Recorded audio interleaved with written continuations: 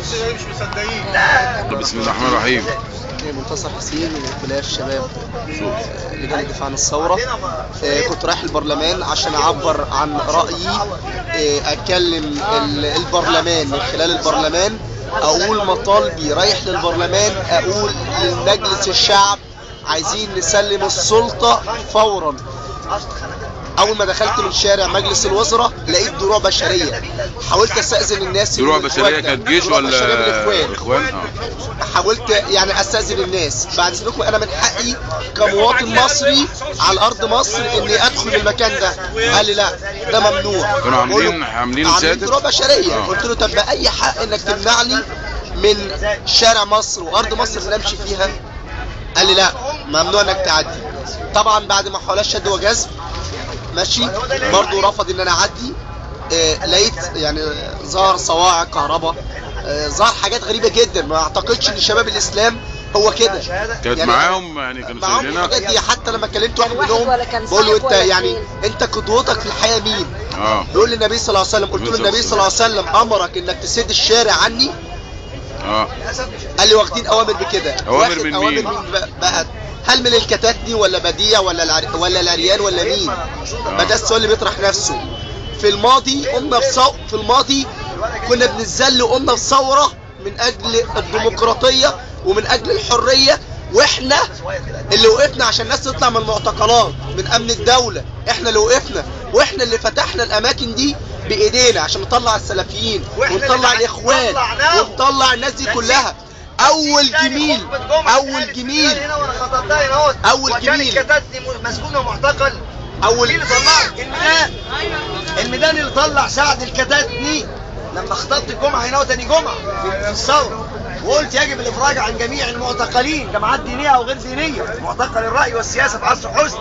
وكان سعد الكتاتني معتقل ساعتها هو وغزلان وغيره وغيره وغيره، وتم الافراج عنه. فلولا الميدان ما افرج عنه، ما هو افرج عن الولد ابو لسان طويل المتحدث بتاع الجماعه المتسمى اسلاميه، ويقول لك هنروح ننظف الميدان من البلطجيه. وهو الميدان هو الذي اخرجه من المعتقل، وما كان ليخرج من المعتقل لولا الثوار، وكان سيظل في المعتقل الى يوم القيامه او ان يموت. الناس تعترف بالفضل، حرام عليهم، حرام. الجحود جريمه، من الجحود يساوي الكفر. الامر الثاني الخطير بقى نكمل يعني الحاجه الثانيه، انا مش عارف ليه الاخوان بيتعامل معانا كده؟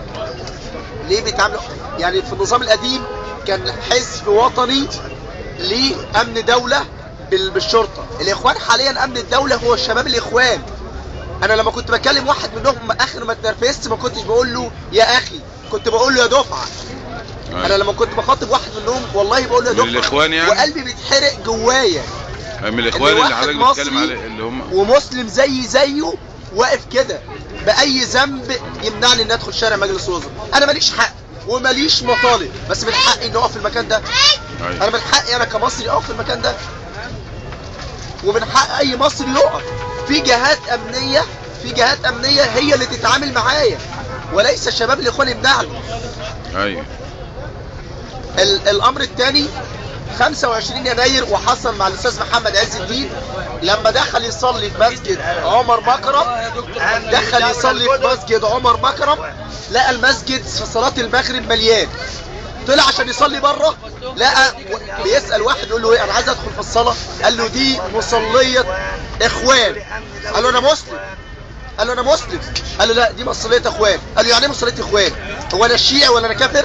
هدخل اصلي. منعوا ان يصلي صلاة المغرب. الاسلام ما امرش بكده.